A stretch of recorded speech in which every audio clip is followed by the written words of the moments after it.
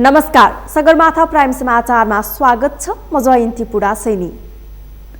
नमस्कार, म मेनुका श्रेष्ठ। सुरुमा प्रमुख समाचार। कोरोना संक्रमणका कारण पछिल्लो 24 घण्टामा 12 जनाको मृत्यु, 1217 जना संक्रमित, 1064 जना निको भए। मङ्सिर 29 गते देशव्यापी प्रदर्शनको तयारीमा कांग्रेसको तदारुकता, सरकार विरुद्ध सडकमा उत्रन नेता तथा कार्यकर्तालाई आह्वान। मेलम्चीको पानी पुष्टको तेस्रो सातासम्म काठमाडौँ आइपुग्ने संकेत, बक्यौता रकम भुक्तानीको माग गर्दै पीडित मजदुर र सप्लायर्सले आन्दोलन थाले। विश्वमा हालसम्म कोरोना संक्रमितको संख्या 6,93,83,000 नाग्यो, 15,78,000 बढीको मृत्यु। र नेमारको ह्याट्रिकसँगै च्याम्पियन्स लिगमा पीएसजीको शानदार जित, इस्तानबुल बासाक्शहर 5-1 गोल अन्तरले पराजित।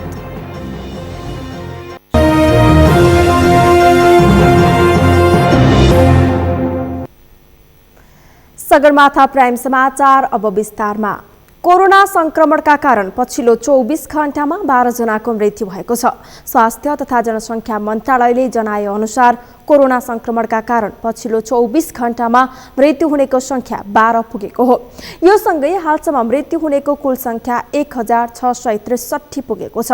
त्यसै गरी पछिल्लो 24 घण्टामा 1217 जनामा कोरोना संक्रमण पुष्टि भएको छ। यो सँगै हालसम्म संक्रमितहरूको कुल संख्या 2,45,650 पुगेको छ। त्यस्तै देशभर सक्रिय संक्रमितको संख्या 12,386 पुगेको छ। पछिल्लो 24 घण्टामा 1064 जना कोरोना संक्रमणबाट मुक्त भएका छन्। यो सँगै हालसम्म निको हुनेको संख्या 2,31,601 पुगेको छ। त्यसै गरी पछिल्लो 24 घण्टामा 7,232 जनाको पीसीआर परीक्षण भएको छ, जस अनुसार हालसम्म 18,13,204 जनाको पीसीआर परीक्षण सम्पन्न भएको छ।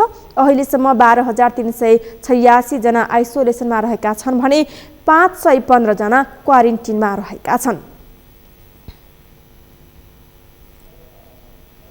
नेपाली कांग्रेसले मङ्सिर 29 गते देशभरका 77 वटै जिल्लामा सरकार विरुद्ध गर्न लागेको विरोध प्रदर्शनलाई सफल बनाउन नेता तथा कार्यकर्तालाई सडकमा आउन अपील गरेको छ।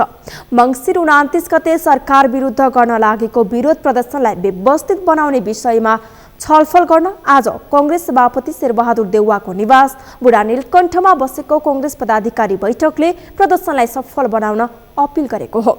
बैठकपछि कांग्रेस प्रवक्ता विश्वप्रकाश शर्माले कांग्रेसले सरकार विरुद्ध गर्न लागेको विरोध प्रदर्शनमा सरकारलाई दबाब दिन चाहने आफ्ना सम्पूर्ण शुभचिन्तक नेता कार्यकर्तालाई सडकमा आउन अपील गर्ने निर्णय गरिएको जानकारी दिनुभयो। कोरोना महामारीमा पनि सरकार सत्ताको द्वन्द्वमा नै केन्द्रित रहेको र वर्तमान सरकार गठन भएपछि झनै भ्रष्टाचार बढ्दै गएको भन्दै उहाँले सरकारका विरुद्ध सडकमा उत्रन आह्वान गर्नुभयो। नेपाली कांग्रेस पार्टीले एकसाथ प्रदर्शन गर्न लाग्दैछ। आजको बैठकमा मूल रूपमा प्रदर्शनको विषयमै छलफल भयो। कोरोनाको यत्रो महामारी चलिरहेको छ र सरकारको ध्यान कोरोनाको महामारीतर्फ गम्भीर छैन।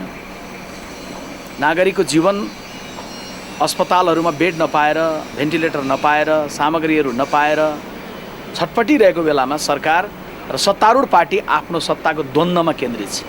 त्यसैले हामी 29 गते प्रदर्शन गर्दैछौँ। त्यस्तै प्रवक्ता शर्माले मोरङमा भएको शिक्षक हत्याको विषयलाई कांग्रेसले गम्भीरतापूर्वक लिएको भन्दै दोषीलाई कारबाहीको माग गर्नुभयो। व्यक्ति हत्याको राजनीतिलाई त्यागेर शान्तिपूर्ण राजनीतिमा आउन नेत्र विक्रमचन्द नेतृत्वको विप्लव समूहलाई आग्रह गर्ने निर्णय गरेको उहाँले जानकारी दिनुभयो। केही दिन अगाडि मात्रै मोरङ जिल्लामा एकजना शिक्षकको बर्बरतापूर्वक हत्या गरिएको घटनालाई पनि गम्भीरतापूर्वक लिएको छ। व्यक्ति हत्याको क्रम 27-28 सालमा एउटा कम्युनिस्ट पार्टीले गरेको होस्, 57-58 सालतिर अर्को कम्युनिस्ट पार्टीले गरेको होस्, या अहिले अर्को कम्युनिस्ट पार्टीले व्यक्ति हत्याको जे राजनीति भनेर गर्ने प्रयत्न गरेको छ, त्यो बेला पनि गलत थियो, हिजो पनि गलत थियो, आज पनि गलत छ र यो बाटोलाई छोड्नुपर्छ। घटनामा संलग्नलाई कडा कारबाही गर्नुपर्छ। त्यस्तै बैठकमा पार्टीको क्रियाशील सदस्यता वितरणका विषयमा रहेका विवादहरू समाधान गर्ने विषयमा पनि छलफल भएको कांग्रेस वरिष्ठ नेता रामचन्द्र पौडेलले जानकारी दिनुभयो। गतेको लागि हामीले एउटा 77 जिल्लामा जुन र्याली निकालेर अहिलेको सरकारको दमन नीतिलाई प्रोटेस्ट गर्ने प्रोटेस्ट र्यालीको बारेमा नै छलफल भएको हो र 77 जिल्लामा गर्नुभयो। काठमाडौँमा पनि, ललितपुरमा पनि, भरतपुरमा पनि त्यो चाहिने कुरा आज चाहिँ त्यो अहिले टुङ्गो लगायौँ। यहाँ सल्लाह त्यही भएको छ। अर्को कुरा, हाम्रो पार्टीका बाँकी रहेका समायोजन हुन बाँकी र पार्टीको क्रियाशील सदस्यताका लगायतका विवादहरू, त्यसको पनि अब तुरुन्तै भोलि पर्सि बसेर यसको चाहिँ समाधान गर्ने भनेर अहिले त्यही कुरा भएको छ। मुख्य कुरा बैठकमा जिल्लाहरूमा हुने प्रदर्शनमा केन्द्रीय सदस्यहरू परिचालन गर्न सकिने विषयमा छलफल भएको थियो। गत मङ्सिर 17 गते तनहुँमा पुल उद्घाटनको विषयमा विवाद हुँदा वरिष्ठ नेता रामचन्द्र पौडेललाई प्रहरीले नियन्त्रणमा लिएपछि नेपाली कांग्रेस सरकार विरुद्ध आक्रामक बनेको हो। पूर्व निर्धारित कार्यक्रम अनुसार पुल उद्घाटन गर्न अवरोध गरेको भन्दै कांग्रेसले 29 गते देशैभरि सरकार विरुद्ध प्रदर्शन गर्न लागेको हो। राष्ट्रिय प्रजातन्त्र पार्टीका अध्यक्ष कमल थापाले अहिलेको व्यवस्थाप्रति नै जनतामा वितृष्णा पैदा भएको दावी गर्नुभएको छ। हेटौडामा आज आयोजित झण्डा तथा चुनाव चिन्ह अनावरण कार्यक्रममा राप्रपा अध्यक्ष थापाले संघीयता, गणतन्त्र र धर्मनिरपेक्षता प्रति नै जनतामा वितृष्णा पैदा भएको दावी गर्नुभएको हो। उहाँले पछिल्लो समय देशभर राजतन्त्रको पक्षमा भएको गतिविधि व्यक्तिप्रतिको भन्दा पनि व्यवस्थाप्रतिको वितृष्णाका कारण भइरहेको बताउनुभयो। उहाँले वर्तमान सरकारले भ्रष्टाचारलाई थप मलजल गरेको भन्दै अहिले वार्षिक झण्डै 1 खर्ब रुपैयाँ भ्रष्टाचार हुने गरेको जिकिर गर्नुभयो। भ्रष्टाचार, बेरोजगारी समस्या, धर्म परिवर्तन विगतको तुलनामा अझ बढेर गएको छ। सरकारले नै भ्रष्टाचारीहरूलाई संरक्षण गरेको ज्वलन्त उदाहरणहरू देखिएका छन्। देशमा जनप्रतिनिधिले नै शासन गर्ने बताउँदै उहाँले अभिभावकको रूपमा राजालाई राख्नुपर्ने आफूहरूको एजेन्डा रहेको स्पष्ट पार्नुभयो। राप्रपाको विगतदेखिको एजेन्डालाई लिएर अहिले देशभर स्वस्फूर्त रूपमा भइरहेको प्रदर्शनमा पार्टीको समर्थन रहेको उहाँको भनाइ थियो।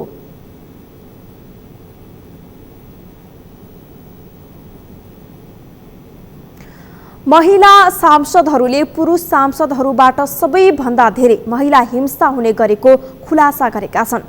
लैङ्गिक न्यायका लागि संघीय सांसदहरूको समूहको आज सिंहदरबारमा भएको छलफलका क्रममा महिला सांसदहरूले कतिपय पुरुष सांसदहरूबाटै हिंसा हुने गरेको बताएका हुन्। राष्ट्रिय सभाकी सांसद डाक्टर विमला राई पौडेलले संघीय संसदका पुरुष सांसदहरूबाटै महिला हिंसा भएका उजुरीहरू विभिन्न सङ्घ संस्थामा परेको बताउनुभयो। त्यस्तै कतिपय कुराहरूमा महिलाहरूले आफै हिंसा निम्त्याइरहेको पनि उहाँले बताउनुभयो। अन्तर्राष्ट्रिय सम्बन्ध समितिकी सभापति समेत रहनुभएकी नेपाल कम्युनिस्ट पार्टी नेकपाकी सांसद पवित्रा निरौला खरेलले निर्वाचनमा उम्मेदवारी दिने विषयमा समेत महिलाहरू राजनैतिक हिंसामा पर्ने गरेको बताउनुभयो। नेपाल कम्युनिस्ट पार्टी नेकपाकी सांसद बिन्दा पाण्डेले अपराध संहिताको दफा 26मा जबरजस्तीकरणी गरेको अवस्थामा महिलाले आत्मरक्षाका लागि प्रतिकार गर्दा पुरुषको मृत्यु भएमा कसुर नलाग्ने उल्लेख भए पनि व्यवहारमा लागू हुन नसकेको बताउनुभयो। नेपाली कांग्रेसकी सांसद अनिता देवकोटाले सरकारले नल्याएका विधेयकहरू महिला सांसदहरू मिलेर नै गैर सरकारी विधेयकका रूपमा संसदमा दर्ता गराउनु पर्ने बताउनुभयो। नेपाल कम्युनिस्ट पार्टी नेकपाकी सांसद विद्या भट्टराईले महिला माथि हुने हिंसालाई अपराधको रूपमा लिइनुपर्ने बताउनुभयो। जनता समाजवादी पार्टी नेपालकी सांसद प्रमिला कुमारी नेपालले सरकार मातहतका समितिमा 35% महिलाको प्रतिनिधित्व नगराउनु पनि महिला हिंसा महिला विरुद्धको हिंसा भएको बताउनुभयो। छलफलमा सांसदहरूले राजनैतिक रूपमा नै हिंसा अन्त्य नभएसम्म तल्लो तहमा हुने हिंसाका गतिविधिमा न्यूनीकरण ल्याउन नसकिने बताएका छन्।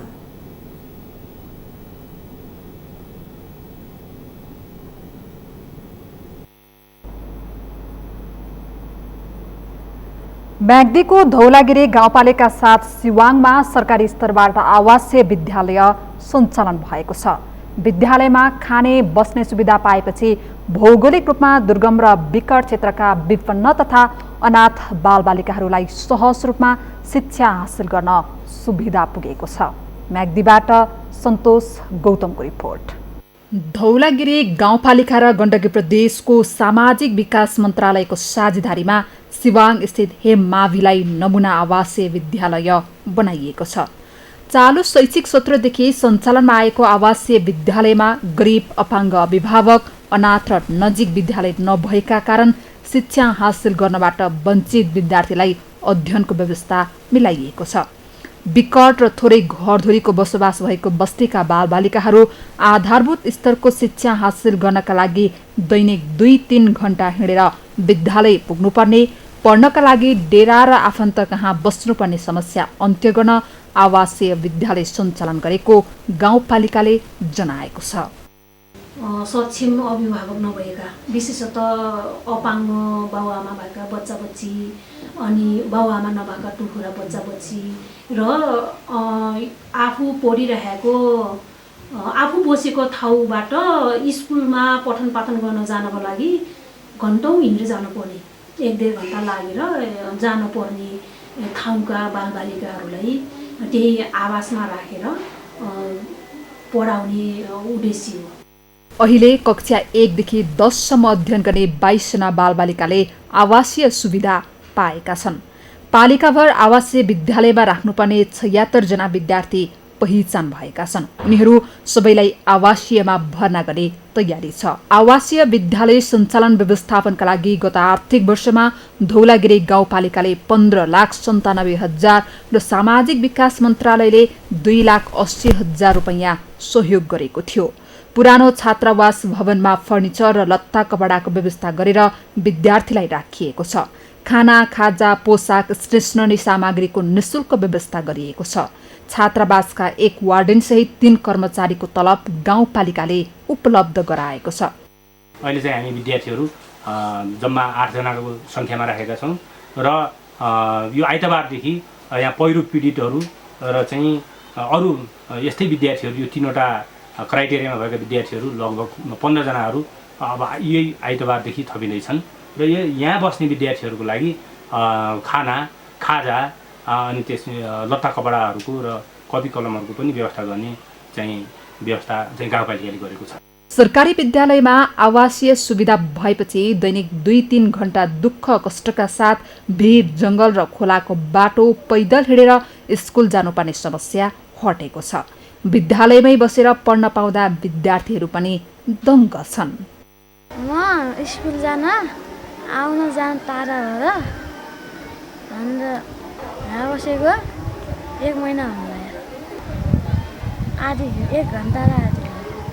सामाजिक विकास मन्त्रालयको सहयोगमा आवासीय विद्यालयको छात्रावासलाई व्यवस्थित बनाउन भिन डाँडामा 1,01,90,000 रुपैयाँको लागतमा 10 कोठे पक्की छात्रावास भवन निर्माणाधीन छ।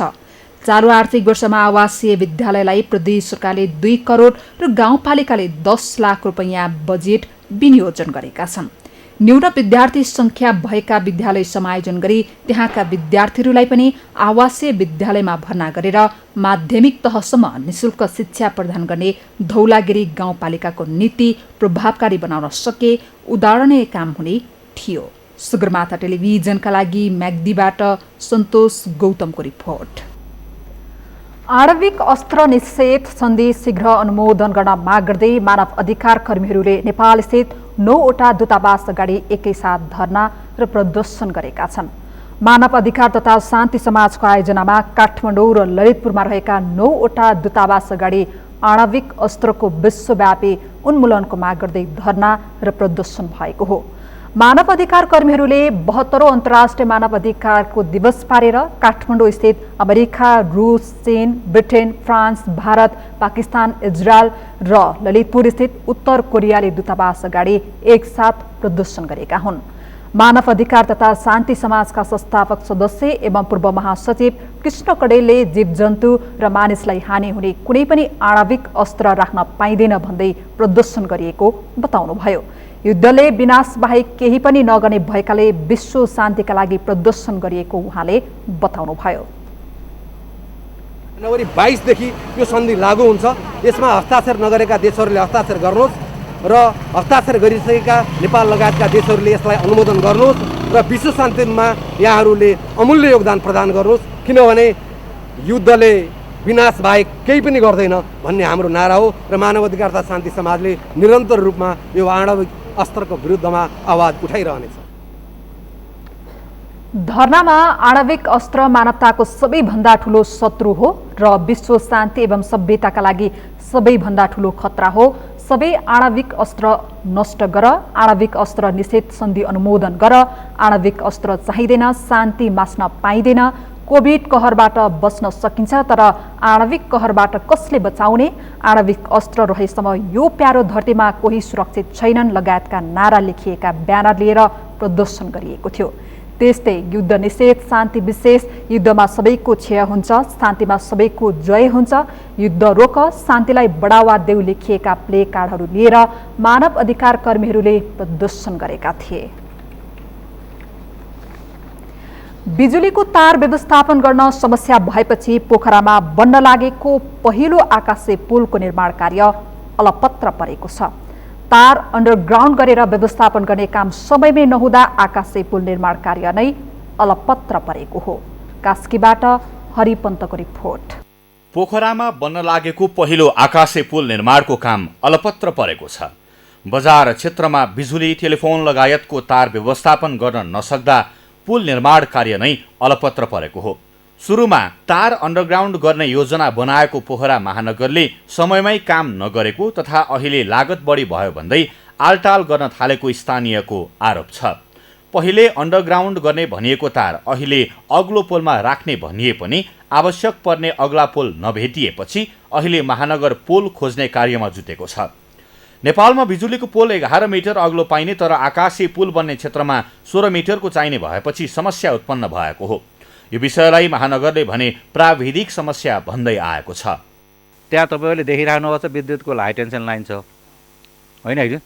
अब त्यो हाई टेन्सन लाइन हामीलाई लागेको के थियो भन्दा विद्युत प्राधिकरणले सहज हटाउन सक्छ भन्ने थियो है। र यो हाई टेन्सन लाइन भएको ठाउँ अब केही समय पछाडि अन्डरग्राउन्ड पनि हुँदैछ हैन है।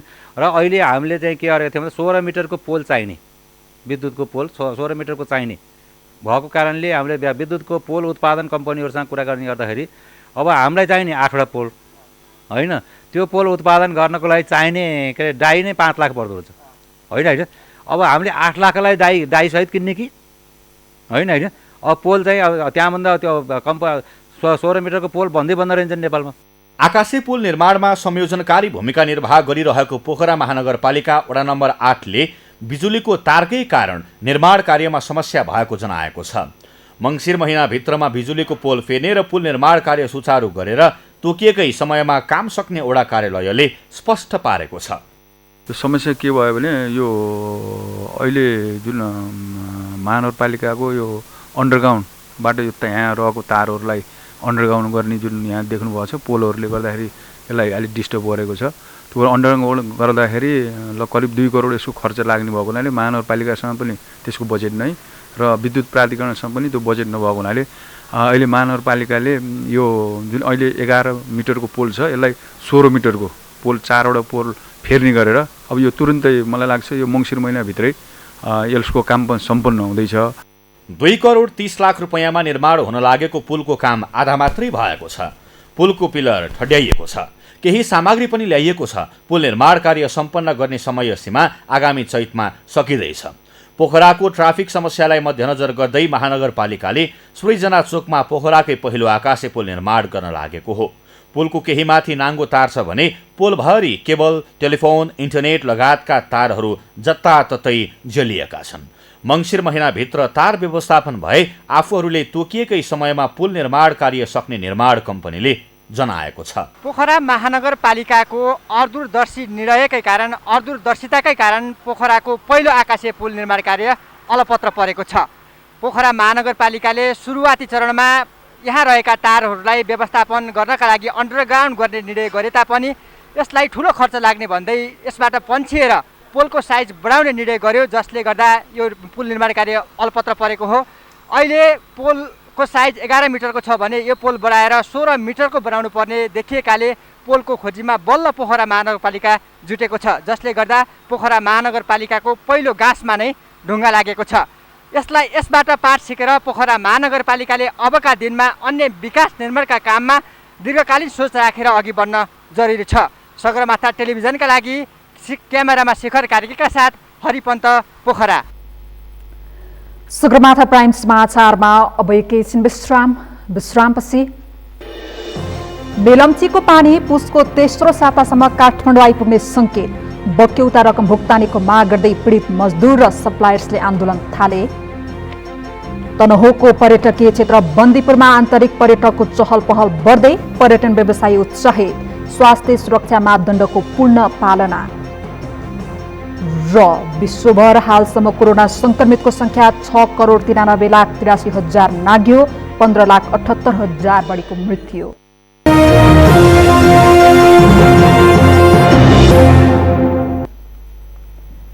विश्रामपछि सगरमाथा प्राइम समाचारमा स्वागत छ। अब बाँकी समाचार।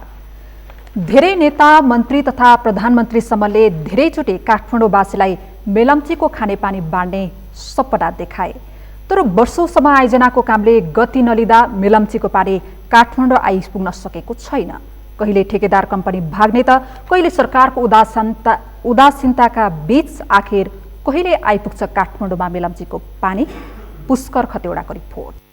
2055 सालबाट निर्माण सुरु भएको बहुप्रतीक्षित मेलम्ची खानेपानी आयोजना काकाकुल काठमाडौँवासीको वर्षौंको पुरानो सपना हो। तर कहिले दसैँ त कहिले तिहार अनि कहिले असार त कहिले असोज भन्दै सरकारले मेलम्चीको पानी आउने मिति 23 वर्षदेखि सारिरहेको छ। यस्तोमा काठमाडौँवासीले मेलम्चीको पानी पाउनु त परको कुरा, अझै उही सुक्खा धारो हेरेर बस्नुको विकल्प छैन। आखिर कहिले आउँछ त मेलम्चीको पानी? जवाफमा मेलम्ची खानेपानी विकास समिति। आयोजना निर्माण गर्ने जिम्मेवारी चाहिँ हामीले निर्माण व्यवसायलाई दिएका हुन्छौँ होइन। सोही खरिद प्रक्रियाको ठेक्का सम्झौता अनुसारको म्यादहरू हामीले भन्ने हो होइन। अब अहिलेको अवस्थामा चाहिँ हाम्रो मुख्य सुरुङ निर्माणका कामहरू र त्यो सम्बन्धित जडानका कामहरू सम्पन्न हुने अवस्थामा आइपुगेका छन् होइन। र हामीले यही डिसेम्बरसम्ममा सुरुङको पुनः परीक्षण गर्न सुरु गर्छौँ। यसपछि चाहिँ सुन्दरजनमा पानी उपलब्ध हुन्छ र हामीले चाहिँ काठमाडौँ तय खानेपानी लिमिटेडलाई उपलब्ध गराउँछौँ। मेलम्चीको पानी सरकार र ठेकेदार कम्पनी बीचको खिचातानी र दोषारोपणका बीच काठमाडौँवासीले पाउन सकेका छैनन्। एसियाली विकास बैंक, जाइका र नेपाल सरकारको संयुक्त लगानीमा अरबौंको बजेट छुट्याएर काम सुरु भएको वर्षौं बित्यो, तर मेलम्ची खानेपानी आयोजना सम्पन्न हुने मिति सर्ने क्रम भने रोकिएको छैन। यस अर्थमा पानी वितरणमा अब के काम बाँकी छ त? सुरुङ निर्माण सम्पन्न भइसके पनि यसमा होइन निरीक्षण गर्ने, अवलोकन गरेर एउटा प्रतिवेदन दिने काम चाहिँ दात्री निकायको सहयोगमा विदेशी विज्ञहरूलाई दिएका छौँ होइन। उहाँहरू आइसक्नु भएको छ। अब यो उहाँहरूले सुरुङको निरीक्षण गर्नुहुन्छ, त्यसमा जडान भएका विभिन्न होइन पार्ट्सहरू होइन गेटहरूको निरीक्षण गर्नुहुन्छ। उहाँले प्रतिवेदन हामीलाई दिनुहुन्छ, सब दुरुस्त छ, अब पानी हाल्न सकिन्छ भनेर। यसमा भर पर्ने भयो। मेलम्ची प्राविधिक र व्यवस्थापकीय दृष्टिकोणले ठूलो र महत्त्वपूर्ण आयोजना हो। अहिले पानी प्रशोधनमा जडान हुने हेडबक्सको काम 90% सकिएको छ। अब कङ्क्रिटको काम सकेर उपकरण जडानको काम मात्र बाँकी रहेको छ। समग्रमा अब मेलम्ची आयोजनाको कति प्रतिशत काम बाँकी छ त? प्राविधिक तथा व्यवस्थापकीय दृष्टिकोणले एकदमै महत्त्वपूर्ण र ठुलो आयोजना, एकदमै ध्यान दिएर निर्माण गर्नुपर्ने आयोजना भएको हुनाले यसका कम्पोनेन्टहरूको कुरा गर्नुपर्छ हामीले होइन। अहिले हेडबक्स जुन मुख्य पानी पथान्तरणको लागि संरचनाहरू जुन निर्माण गर्नुपर्छ तिनीहरू चाहिँ करिब 90% निर्माण भइसकेको छ होइन। त्यहाँ मुख्य कङ्क्रिटको काम गर्नुपर्ने हुन्छ। कङ्क्रिट काम सम्पन्न भइसकेपछि त्यहाँ चाहिँ विभिन्न हाइड्रोमेकानिकल इक्विपमेन्टहरू पार्ट्सहरू जडान गर्नुपर्ने काम बाँकी छ। त्यसै गरी सुरुङको काम हेर्ने हो भने एक्सक्याभेसनदेखि लिएर फिनिसिङ र जडानका कामहरू सम्पन्न भइसकेको अवस्था छ। यसकारण सुरुङको मोटामोटी हेर्ने हो भने करिब निर्माण गर्नुपर्ने भौतिक संरचना त 100% नै निर्माण भएको हो। परीक्षणको हामीले जुन यो निर्माण व्यवसायलाई चाहिँ गर्ने जिम्मा दिएका छौँ त्यो अनुसार चाहिँ अब परीक्षण बाहेकको हिसाब गर्ने हो भने ठेक्का सम्झौता अन्तर्गत 99% चाहिँ सम्पन्न भएको हो भन्न मिल्छ। मेलम्चीबाट राजधानीसम्म पानी ल्याउने 27 किलोमिटर सुरुङ छ। निर्माण सम्पन्न भए लगत्तै दैनिक 17 करोड लिटर पानी सोही सुरुङबाट काठमाडौँ आउनेछ। ठेक्का सम्झौता अनुसार सन् 2020 को डिसेम्बर अन्त्यसम्ममा काम सक्ने लक्ष्य छ। यदि सोही अनुसार काम सकिए मेलम्चीको पानी एडिबीको सहयोगमा आएका जर्मन विशेषज्ञको टोलीले प्रतिवेदन बुझाएपछि काठमाडौँ आउनेमा आशा छ। सगरमाथा टेलिभिजनका लागि क्यामेरामा प्रकाश कुमारका साथमा पुष्कर खतिवडा, काठमाडौँ। मेलम्ची खानेपानी आयोजनाबाट पाउनुपर्ने बाँकी रकम भुक्तानीको माग गर्दै आएका स्थानीय सप्लायर्सले आयोजना विरुद्ध पुनः आन्दोलन थालेका छन्। यसअघि पनि पटक पटक आन्दोलन गर्दै आएका उनीहरूको माग सुनवाई नभएको भन्दै अन्तिम आन्दोलनको संज्ञा दिँदै उनीहरूले आजबाट आन्दोलन थालेका हुन्। सिन्धुपाल्चोकबाट दिपिन ढुङ्गानाको रिपोर्ट। मेलम्ची खानेपानी आयोजनाबाट पीडित मजदुर तथा सप्लायर्सले आन्दोलन थालेका छन्। समस्या समाधानका लागि कार्यदल गठन गरी विभिन्न चरणमा छलफल भए पनि आफ्ना माग पूरा नभएको तथा आयोजनाले दिनुपर्ने भुक्तानी नदिएकाले आन्दोलन गर्नुपर्ने अवस्था आएको स्थानीय सप्लायर्सहरूको भनाइ छ। आयोजनाले ठेकदारको पैसा चाहिँ जफत गरेर राख्ने झन्डै 4 अर्ब अनि हामी मजदुर भेन्डरहरू चाहिँ उपठेकदारहरूले चाहिँ 1 अर्ब 60 करोडको चाहिँ सीएमसी मार्फत दिएको सामान आयोजनालाई दिएका हौँ हामीले सामान। त्यो सामानको भुक्तानी नपाइरहेको अवस्थामा हामीले चाहिँ हाम्रो भुक्तानीको सुनिश्चितता होस् भन्ने चाहेका हौँ। पटक पटकको वार्ता भयो, कार्यदलको चाहिँ रिपोर्ट बन्यो, प्राविधिक समितिको रिपोर्ट बन्यो, प्रधानमन्त्री कार्यालयले आयोजना सुचारू गर्ने र काम स्थानीय समस्या समाधान गर्ने भन्ने कुराको निर्णय गर्यो। सीएमसीबाट पाउनुपर्ने रकम भुक्तानीको माग राख्दै मेलम्ची खानेपानी विकास समितिलाई गत कार्तिकमा बुझाइएको ज्ञापन पत्रको हालसम्म पनि सुनवाई नभएको र उक्त पत्रको बेदार्थ जिल्लादेखि प्रधानमन्त्रीको कार्यालयसम्म दिँदा पनि पीडितको व्यवस्था गरिएको मजदुरको भनाइ छ। आफ्ना घरको अब ज्याला गरेर खाने मान्छेलाई 5-5 महिनासम्म पैसा नदिएर उहाँहरूले चाहिँ के गर्नुभयो, आउँछ हामी एकपल्ट दिन्छौँ भन्दै हामीलाई पटक पटक समय सारेर 5 महिना पुर्याउनु भयो। 5 महिनापछि कम्पनी भागिदिएपछि हामी अब हाम्रो आजबाट सुरु भएको आन्दोलन चाहिँ हामी 2 जना 5 जना 10 जना को कहाँ बस्छौँ हाम्रो यहाँमा भन्दैनौँ। यो मेलम्ची प्रोजेक्टको मेलम्ची खानेपानीका चाहिँ कुनै पनि स्रोत र साधन सप्लाई गर्न अथवा मेलम्ची खानेपानीका कर्मचारीलाई ओहोरदोहोर गर्न दिँदैनौँ। हामी यहीँ बसेर उहाँहरूलाई फर्काइदिन्छौँ। हालै मात्र इटालियन ठेकेदार कम्पनी सीएमसीले विश्वका विभिन्न देशका भेन्डर तथा सप्लायर्सहरूलाई तिर्न बाँकी रकमको सूची सार्वजनिक गरेको छ, जसमा मेलम्ची खानेपानी आयोजनामा सीएमसीले स्थानीय भेन्डर तथा सप्लायर्सहरूको तिर्न बाँकी रकम समेत उल्लेख गरेको छ। सोको आधारमा पनि नेपाल सरकारले सीएमसीसँग जफत गरेको धरौटी रकमबाट स्थानीय सप्लायर्स तथा भेन्डरको रकम भुक्तानी गर्नुपर्ने कर्मचारी, सप्लायर्स तथा मजदुरहरूको भनाइ छ। जसले चाहिँ 4 साल 5 साल काम गरे, त्यत्रो सुरुङको ग्यास ठुलो आफ्नो घर परिवार नभने ज्यानमाएर काम गरे, उहाँले चाहिँ त्यस बापतको केही पनि पाउनु भएन। त्यसैले चाहिँ हाम्रो माग पुरा नभएको हुनाले हाम्रो आन्दोलन अझै जारी छ। हामीलाई त्यो 1 महिना 1.5 महिनाको जुन तलब चाहिँ त्यो मुखा कोही चरालाई आरो हाल्ने जस्तो चाहिँ त्यो हामीलाई मान्ने छैन। हामीलाई चाहिँ सम्पूर्ण जो हामीले बिदा बापतको चाहिँ जुन जति पनि हाम्रो कामदारले चाहिँ जुन कम्पनीको नियम लेबर ल अनुसार पाउन पर्ने तलब सुविधा जे पनि छ त्यो सबै नपाएसम्म हामी यो आन्दोलन जारी। आयोजनाले स्थानीय सप्लायर्सहरूको 17.5 करोड भन्दा बढी रकम भुक्तानी दिन बाँकी रहेको पीडित सप्लायर्सले बताउँदै आएका छन्। मेलम्चीको पानी पिउने राजधानीवासीको वर्षौंदेखिको सपना साकार बनाउन र मेलम्ची आयोजनाको निर्माण कार्य चाँडै सक्न समयमै स्थानीयको माग सम्बोधन गर्न आवश्यक छ। सगरमाथा टेलिभिजनका लागि सिन्धुपाल्चोकबाट दिपिन ढुङ्गानाको रिपोर्ट। कोरोना कहरका कारण सुस्ताएको पर्यटकीय गतिविधिलाई पुरानै लयमा फर्काउने तयारीमा तनहुँका पर्यटन व्यवसायीहरू कसिएका छन्।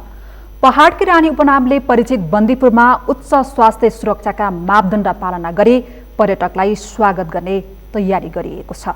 तनहुँबाट नारायण खड्काको रिपोर्ट। कोरोना कहरले थला परेको तनहुँको पर्यटन क्षेत्रमा आन्तरिक पर्यटकको चहल पहल बढ्न थालेको छ। आन्तरिक पर्यटक आउन थालेपछि पर्यटन व्यवसायी पनि उत्साहित बनेका छन्। आन्तरिक पर्यटक आकर्षित गर्न व्यवसायीले छुट प्याकेज पनि सार्वजनिक गरेका छन्। चाडपर्वलाई लक्षित गरी बन्दीपुरका होटेल तथा रेस्टुरेन्टले 10 देखि 15% छुट प्याकेज दिएका थिए। अब यो क्षेत्रलाई सुरक्षित गन्तव्य बनाउन पर्यटकलाई सुरक्षित स्वागत र सुरक्षित विदाईको अभियान चलाउने योजना व्यवसायीको छ। विभिन्न सङ्घ संस्था र स्थानीय सरकार गाउँपालिकासँग समन्वय गरेर हामीले यो बन्दीपुर एउटा नेपालकै पर्यटन गन्तव्य स्थानमा हामीले सुरक्षित कोभिडको सुरक्षितको कुण्ड पुरा तयार गर्नको निम्ति हामीले चाहिने विभिन्न यहाँ चाहिने स्वास्थ्यको मापदण्ड चाहिने पर्ने सम्पूर्ण चिजलाई हामीले चाहिँ त्यो सबै व्यवस्थापन गरिरहेको छ। सुरक्षितका साथ हामी स्वागत गर्छौँ, सुरक्षितका साथ हामी बिदाई गर्छौँ। पछिल्लो समय निकै चर्चामा रहेको व्यास नगरपालिका 5 स्थित मान्हु कोटका कारण पनि बन्दीपुरमा पर्यटक आवागमन बढेको छ। थला परेको पर्यटन क्षेत्रलाई कसरी चलायमान बनाउने भन्ने विषयमा स्थानीय पालिका, बैंक तथा वित्तीय क्षेत्र, होटल, होमस्टे व्यवसाय तथा अन्य सरकारवाला निकायसँग समन्वय र सहकार्य गर्दै उच्च स्वास्थ्य सुरक्षाका साथ पर्यटकलाई स्वागत गर्न आतुर छन् व्यवसायी। बन्दीपुरमा टुरिज्म एउटा पर्यटक आउँछ, उहाँलाई स्वागत एउटा सुरक्षाको दृष्टिकोणले उहाँहरू पनि सुरक्षित रहने र हामी पनि सुरक्षित भएर व्यवसाय सञ्चालन गर्नको लागि कसरी गर्न सकिन्छ र हाम्रा कल्चरहरू, हाम्रा संस्कार संस्कृतिहरू पाउनको अगाडि कसरी पस्कन सकिन्छ भन्ने विषयमा पनि हामीले व्यापक छलफल गरेर अब सञ्चालनमा लानुपर्छ। अब चाहिँ बिस्तारै मन्दगतिमा अथवा सुरक्षाको दृष्टिकोणलाई आधार मानेर व्यवसायहरूलाई चलायमान गराउनुपर्छ भन्ने कुरामा हामी विश्वस्त भएर हामीले चाहिँ अहिले चाहिँ गेस्टहरूलाई पनि स्वागत गर्न लागि हामी हतार र हामी चाहिँ आतुर नै भएको अवस्था छ। नेपाल भ्रमण वर्ष सन् 2020लाई लक्षित गरी पूर्वाधार विकास तथा मर्मत सुधारमा व्यवसायीले ठूलो लगानी गरेका थिए। कोभिडले व्यवसाय ठप्प हुँदा अहिले चिन्ता बढेको छ। व्यवसायीलाई पर्यटन प्रवर्धन गर्न जनप्रतिनिधिले नै हौसला बढाएका छन्। गाउँपालिकाले व्यवसाय करमा छुट दिएको छ। अब फेरि पुरानै लयमा फर्कन सबै पक्षको सहयोग चाहिने व्यवसायीको भनाइ छ। हामी कुनै पनि त्रास रहित बन्दीपुरमा होटेलहरूले चाहिँ त्यो एकदमै मापदण्डलाई हाई क्वालिटी मेन्टेन गरिरहेका छौँ। अब जस्तै उदाहरणको रूपमा एउटा पर्यटकले कुनै कोठामा आज बस्नुभयो भने हामीले त्यसलाई 12 घण्टासम्म त्यसलाई सेनिटाइजर र उसको लागि हामीले खाली गर्छौँ र नेक्स्ट डे मात्रै अर्को पाहुनालाई त्यो रुम दिने गर्दैछौँ। त्यो तरिकाले सुरक्षाको मापदण्डलाई बढीभन्दा बढी सुरक्षालाई ध्यान दिएर हामीले होटेलहरू चलाइरहेका छौँ। पृथ्वी राजमार्गको डुम्रे बजारबाट करिब 8 किलोमिटरको दूरीमा पर्ने बन्दीपुर प्राकृतिक, ऐतिहासिक, सांस्कृतिक आयामले भरिपूर्ण छ। यहाँबाट अन्नपूर्ण, माछापुच्छ्रे, धौलागिरी लगायतका हिमशृङ्खला अवलोकन गर्न पाइन्छ। भक्तपुरे शैलीमा निर्माण गरिएका घर, टोडीखेल, थानीमाई, तीनधारा, रानीवन, रामकोट, सुनखरी, खड्गदेवी मन्दिर, विन्ध्यवासिनी मन्दिर, महालक्ष्मी मन्दिर लगायतका स्थल यहाँ आउने पर्यटकको आकर्षणको केन्द्र बन्ने गरेका छन्। सगरमाथा टेलिभिजनका लागि तनहुँबाट नारायण खड्काको रिपोर्ट। कोरोना महामारी र लकडाउनले बन्द अवस्थामा रहेको सिन्धुपाल्चोकको बन्जी जम्प कार्तिकदेखि सञ्चालनमा आएको छ। बन्जी जम्प सञ्चालनमा आएपछि आन्तरिक तथा बाह्य पर्यटकहरूको भिड लाग्न थालेको छ। दिपिन ढुङ्गानाको रिपोर्ट। सिन्धुपाल्चोकको भोटेकोसी गाउँपालिकाको वडा नम्बर 1 र 5 जोड्ने गरी भोटेकोसी नदीमाथि बनेको नेपालकै पहिलो बन्जी जम्प गत महिनाबाट व्यावसायिक रूपमा सञ्चालनमा आएको छ। कोरोना महामारीले 7 महिना बन्द भएको बन्जी जम्प फेरि सञ्चालनमा आएपछि आन्तरिक तथा बाह्य पर्यटकहरूको घुइँचो लाग्न थालेको छ। हामी चाहिँ यो बन्जी हान्न आएको हो। अब हामीलाई चाहिँ यो पहिल्यैदेखि आउन एकदम डर लागिरहेको थियो। कोरोनाको कारणले गरेर आउन पाइएन। अब आज आछौँ, अहिले चाहिँ पालो कुरेर बसिरह। द लास्ट रिसोर्ट एडभेन्चर प्रणालीले सञ्चालनमा ल्याएको बन्जी जम्प सञ्चालन भएपछि भोटेकोसीमा पर्यटकहरूको चाप बढेको छ। 20 वर्ष अघि नेपालमै पहिलोपटक सुरु गरिएको बन्जी जम्पमा अहिले स्विङ, क्यानोनिङ, साइक्लिङ लगायतका खेलहरू पनि सञ्चालनमा छन्। 7 महिनाको विश्रामपछि सुरु गरिएको बन्जी जम्पमा अहिले विशेष अफरका साथ स्वास्थ्य मापदण्ड पालना गरेर सञ्चालनमा ल्याइएको बन्जी मास्टरहरू बताउँछन्। बन्जी र स्विङ दुवैको मूल्य 5,500 तोकिएको छ। यो कोभिड चाहिँ अझै पनि तपाईँको नसकेको भएर हामी अब यो कोभिडलाई जित्नको लागि प्लस अब बन्जी पनि स्टार्ट गर्नु भनेर यसलाई चाहिँ अलिकति मापदण्ड पुरा गरेर हामी अहिले खोलेका छौँ।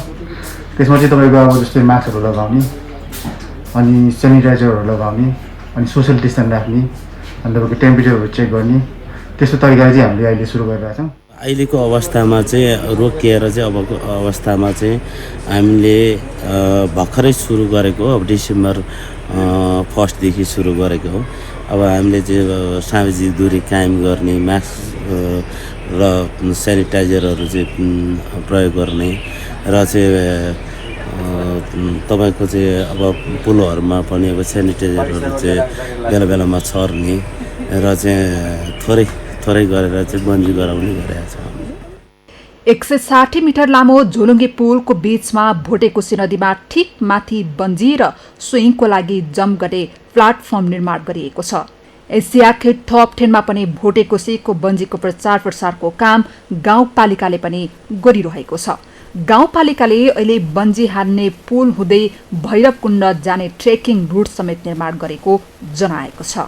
सगरमाथा टेलिभिजनका लागि दिपिन ढुङ्गाना, सिन्धुपाल्चोक। जंगली जनावरले धान बाली नष्ट गरिदिएपछि बर्दियाको मधुवन नगरपालिकाका कृषकहरू व्यावसायिक बेसार खेतीतर्फ आकर्षित भएका छन्। उत्पादन भएको धान जनावरले नष्ट पारिदिएपछि मधुवन नगरपालिका वडा नम्बर 1 का 75 जना किसानले बेसार खेती सुरु गरेका हुन्। एक रिपोर्ट। बर्दियाको मधुवन नगरपालिका वडा नम्बर 1 का किसानहरू बेसार खेतीतर्फ आकर्षित भएका छन्। धान खेती गर्दा जंगली जनावरले सखा पार्ने र बेसार खेतीबाट केही राहत पाउने भएकाले किसानहरू यसतर्फ आकर्षित भएका हुन्। त्यसैगरी नगरपालिकाले जारी गरेको बेसार खेती पकेट क्षेत्र विस्तार योजनाका कारण पनि बेसार खेतीतर्फ लाग्न किसानहरूलाई थप बल मिलेको छ। किसानहरूको बेसार खेतीमा नगरपालिकाको अनुदान र लुथर्न वर्ल्ड रिलिफको आर्थिक सहयोग रहेको छ। दलित महिला उत्थान संघद्वारा सञ्चालित आर्थिक सशक्तिकरणका लागि सिप तथा उद्यमशीलता विकास परियोजना अन्तर्गत किसानहरूले बेसार खेती गरिरहेका छन्। मधुवन नगरपालिका वडा नम्बर 1 का 75 जना किसानले करिब 14 बिघा जमिनमा बेसार खेती गरेका छन्। बेसार खेतीमा चाहिँ हामीहरू चाहिँ अहिले 3.5 बिघा जति क्षेत्रफलमा हामी 43 जना सदस्यहरूले चाहिँ खेती गरिरहेको अवस्था छ र फेरि यहाँ जङ्गली जनावरले नखाने र यसो नक्सानीबाट अलिकति बस्ने हुने चाहिँ यो बेसार खेती चाहिँ उपयुक्त छ भनेर मधुवन नगरपालिकाले चाहिँ मधुवन 1 लाई बेसार खेतीको पकेट रूपमा चाहिँ विस्तार गर्ने भएको निर्णय गरेको चाहिँ भिडियोको सम्बन्धमा चाहिँ यो कार्यक्रम। अब यो सालदेखि बेसार लगाएको छु त अहिले त एकदम राम्रो छ। अहिले खुसी छु। यो अब यहाँ हात्ती आउँछन्, गाइरा आउँछन्, चितल आउँछ, यसलाई खान खाँदैन। यसको मात्र यो गएपछि त्यो कुचिलेर जान्छ, यो त्यो कुचिलिदिन्छ, थोवा पारिदिन्छ, त्यति हो। अब त एकदम ठिक छ। सामूहिक रूपमा बेसार खेती गरिएकाले यसलाई विस्तार गरी आगामी वर्ष 20 बिघा जग्गामा बेसार खेती गर्ने योजना नगरपालिकाको छ।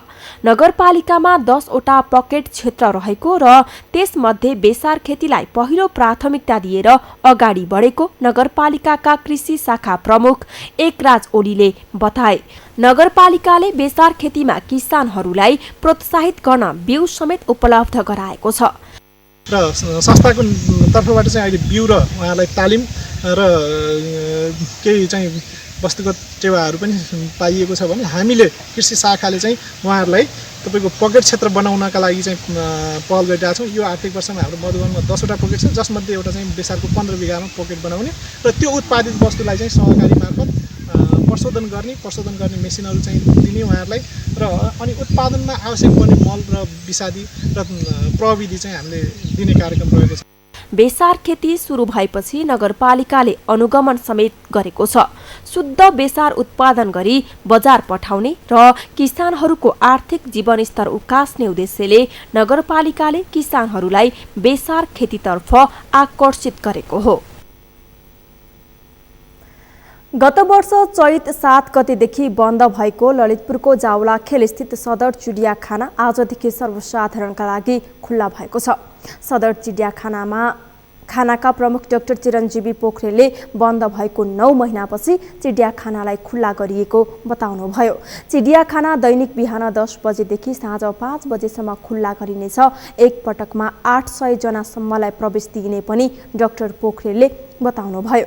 चिडियाखाना घुम्न जाने व्यक्ति बढीमा 1.5 घण्टासम्म भित्र बस्न पाउने व्यवस्था पनि गरिएको छ। घुम्न आउनेले मास्क अनिवार्य लगाउनु पर्नेछ भने चिडियाखानाभित्र प्रवेश गर्दा हात सेनिटाइज गर्नुपर्नेछ। जुत्ता निसंक्रमण गर्नुपर्ने लगायतको व्यवस्था पनि गरिएको डाक्टर पोखरेलले बताउनुभयो। त्यस्तै चिडियाखानाभित्र जनावरको नजिक जान, पार्कमा बसेर खान, वन्यजन्तुलाई खुवाउन र छुन पाइने छैन भने बालबालिकालाई खेलाउन नपाइने नियम समेत बनाइएको छ। पनि गर्ने व्यवस्था गरेछौँ हामीले र हामीले डिस्टेन्समा गर्ने बेला मार्किङ सहित गरेको अवस्था छ र त्यसरी चाहिँ गरिरहेको। अहिले जुन भिजिटर्सहरू भिजिट गरिराख्नुमा चाहिँ हामीले मोनिटरिङ पनि गरिरहेछौँ। त्यो चाहिँ राम्रोसँग उहाँहरूले पनि ओबे गरिरहेको मानिरहेको देखिरहेछौँ। हुन त कोही कोही ग्रुपमा आउनुभएको छ आफ्नो फ्यामिलीमा, त्यसमा हामीले केही गरेको छैन, तर मास्क चाहिँ अनिवार्य लाउने भन्ने हिसाबले र जनावरको नजिक पनि हामी अहिले जान मिल्ने छैन। हिजो हामीले फिडिङ प्रोग्राम गरेको थियौँ, त्यस्तो फिडिङ प्रोग्राम पनि छैन। अहिले एकचोटिमा 700 देखि 800 प्रवेश गर्ने भन्नेछौँ। चिडियाखाना अवलोकन गर्न आउनेहरू पनि लामो समयपछि चिडियाखानाभित्र घुम्न पाउँदा खुसी लागेको बताएका छन्। पूर्ण रूपमा स्वास्थ्य मापदण्ड पालना गरी जनावरहरूको अवलोकन गर्न पाउने व्यवस्था गरिएकाले असुरक्षा महसुस नभएको पनि उनीहरूले बताए। हुने स्थितिमा कमसेकम वरिपरि रहेका प्राकृतिक संरक्षण ठाउँहरूमा जाने, मनोरञ्जन लिने, स्वास्थ्यको प्रोटोकल ख्याल गर्दै गर्दाखेरि हामीलाई धेरै आनन्द जस्तो लाग्छ। एकदम राम्रो भयो यो खोलिदिएर। 8 महिनासम्म बन्द हुँदा त अब कति अप्ठ्यारो पनि भयो होला यहाँ काम गर्नेहरूलाई। हजुर, आजबाट चाहिँ अब खोल्यो रे भनेदेखि यहाँ एकजना काम गर्नेले अघि मैले सुन्दाखेरि आजबाट काम हामी सबैजना मिलेर गर्न सुरु गरेका छौँ भन्दाखेरि मलाई खुसी पनि लाग्यो। नेपाल सरकारको कोभिड-19 सङ्कट व्यवस्थापन केन्द्र सीसीएमसीको निर्णयपछि स्वास्थ्य सुरक्षाका आवश्यक मापदण्ड पालना गरी आजदेखि चिडियाखाना खुल्ला गरिएको हो। चिडियाखाना अवलोकनका लागि घरबाटै टिकट खरिद गर्न सकिने व्यवस्था पनि गरिएको छ। काउन्टरबाट टिकट खरिद गर्दा समेत अनलाइन टिकट प्राप्त हुनेछ। चिडियाखानामा अवलोकन गर्नका लागि 150 रुपैयाँ टिकट दर निर्धारण गरिएको छ भने नेपाली विद्यार्थी र ज्येष्ठ नागरिकका लागि 90 रुपैयाँ मूल्य निर्धारण गरिएको छ। सगरमाथा प्राइम समाचारमा एकैछिन विश्रामपछि विश्वभर कोरोनाको महामारी बढ्दो। हालसम्म संक्रमितको संख्या 6,93,83,000 नाग्यो। 15,78,000 भन्दा बढीको मृत्यु। र नेमारको ह्याट्रिकसँगै च्याम्पियन्स लिगमा पीएसजीको शानदार जित। इस्तानबुल 5-1 गोल अन्तरले पराजित।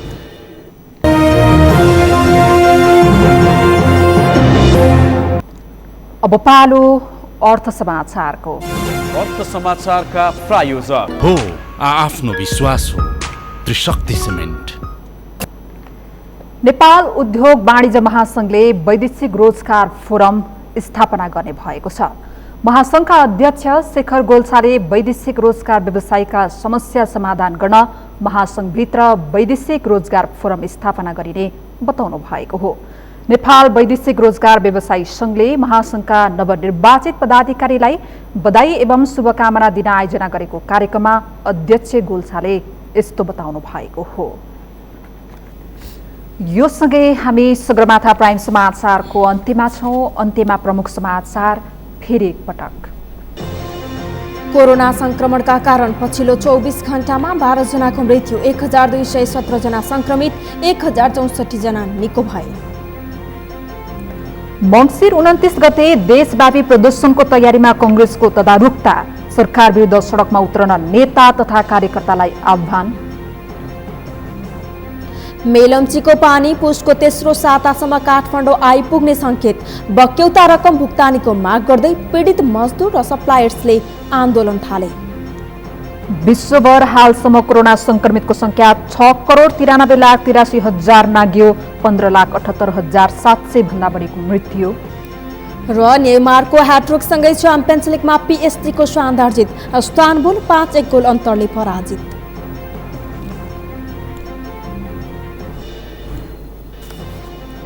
हौस् त सगरमाथा प्राइम समाचार अहिलेलाई सकियो। तपाईँ समाचार बुलेटिनका साथै सगरमाथा टेलिभिजनका सम्पूर्ण कार्यक्रम www.sagarmatha.tv मा पनि पढ्न र हेर्न सक्नुहुनेछ।